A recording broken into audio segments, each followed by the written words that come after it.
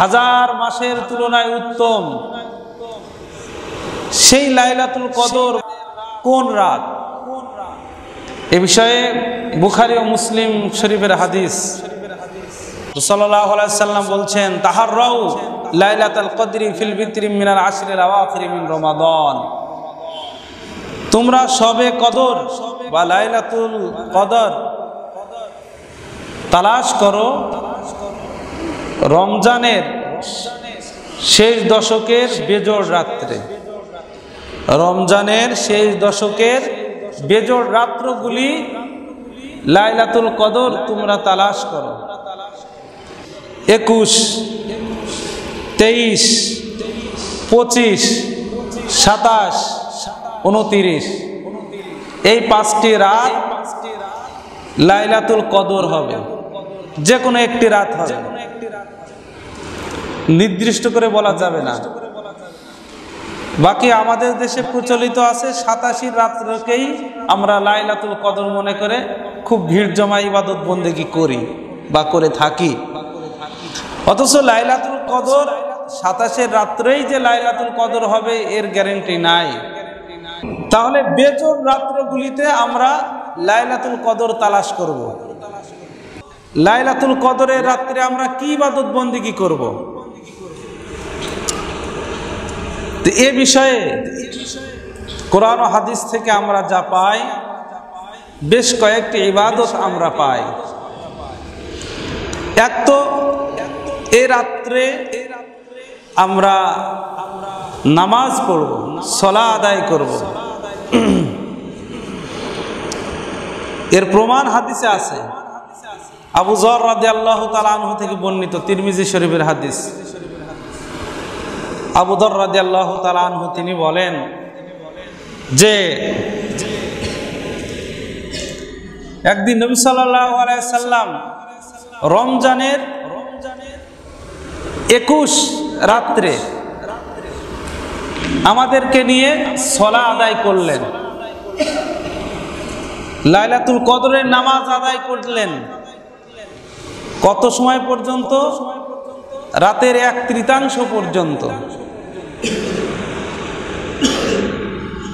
আদায় করার পর আবু যর বলেন, নবীজি আমাদেরকে লক্ষ্য করে বললেন যে তোমরা যা খুঁজতেছ, যে লাইলাতুল কদর খুঁজতেছ তার সামনে, মানে আজকের 21 রাত্র নয়, সামনে।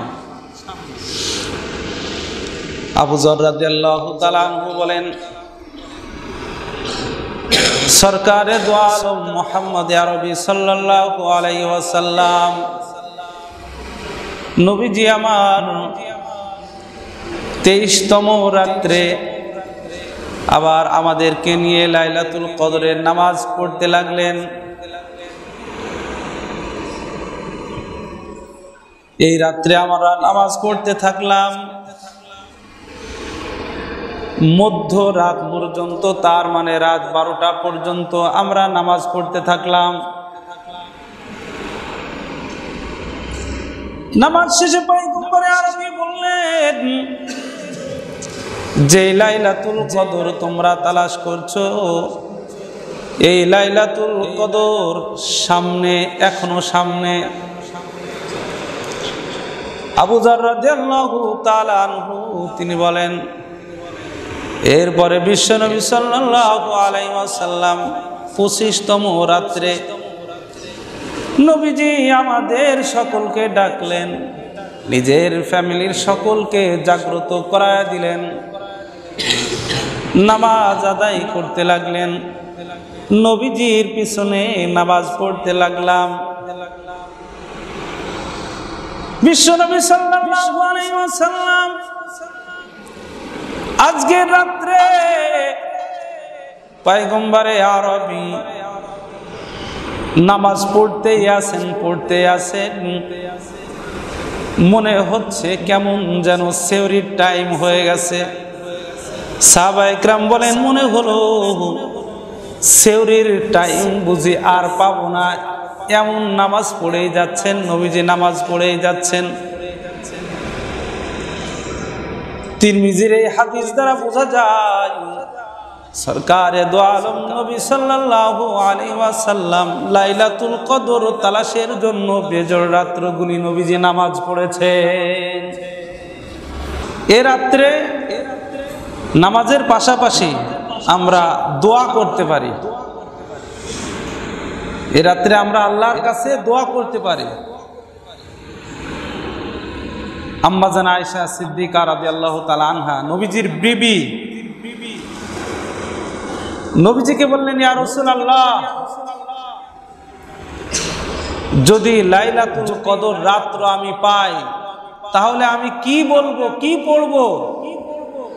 কুলি, তুমি আল্লাহর কাছে তোমার মনের আকুতি জানাইবা, বলবা, এই দোয়া করবা, আল্লাহুম্মা ইন্নাকা আফুউন কারীম তুহিব্বুল আফওয়া ফাফু আন্না, আল্লাহুম্মা ইন্নাকা আফুউন কারীম তুহিব্বুল আফওয়া ফাফু আন্নি, যার অর্থ আল্লাহুম্মা, হে আল্লাহ, আল্লাহুম্মা ইন্নাকা আফুউন কারীম, দয়াময়, দয়ালু, দাতা, রব, আপনি ক্ষমাশীল, তুহিব্বুল আফওয়া, ক্ষমা করতে আপনি পছন্দ করেন, মাফ করতে পছন্দ করেন, ভালোবাসেন, ফাফু আন্নি, তাই আপনি আমাকে ক্ষমা করেন, আমাকে মাফ করে দেন। সুবহানাল্লাহ বলেন।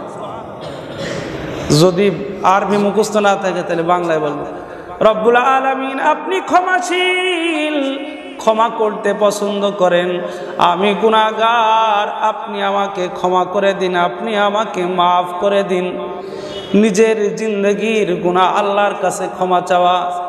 রব্বুল আলামিন জিন্দগি ভর গুনাহ, হাতে গুনাহের দুর্গন্ধ, পায়ে গুনাহের দুর্গন্ধ, জবানে গুনাহের দুর্গন্ধ, ডানে গুনাহের দুর্গন্ধ, বামে গুনাহের দুর্গন্ধ, সামনে গুনাহের দুর্গন্ধ, পিছনে গুনাহের দুর্গন্ধ, জীবন গুনাহে গুনাহযুক্ত হয়ে গেছে।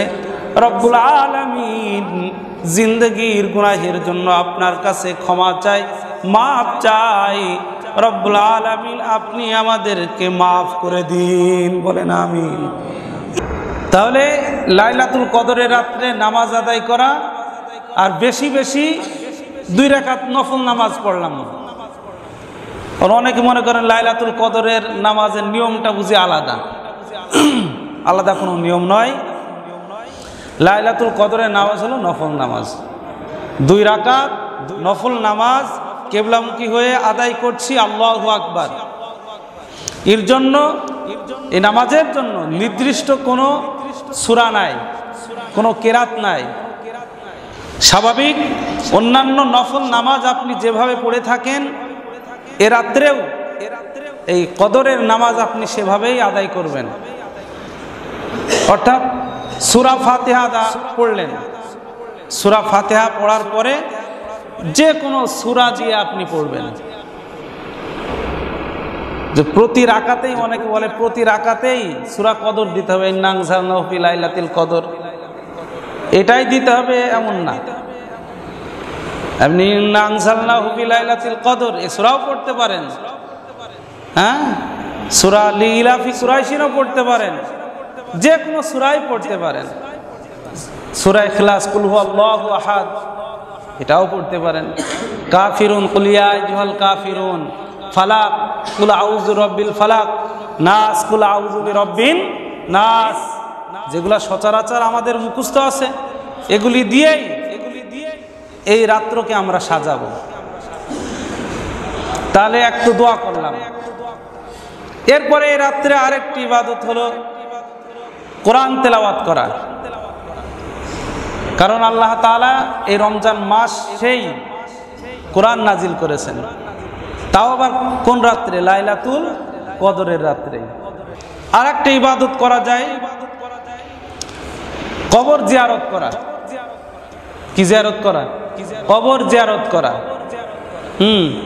আপনজন, আত্মীয় স্বজন এমন কেউ নাই যে কবরে যায় নাই। যেখানে আমি গেলে ভয়ে ভীত হয়ে যায়, প্রকম্পিত হয়ে যায়। যেই জায়গায় গেলে মানুষ দুর্বল হয়ে পড়ে, কবরে সপ্তাহে একদিন হলেও কবরে যাওয়া, সাক্ষাৎ করা, সেখানে গেলে আখিরাতের কথা মনে পড়ে।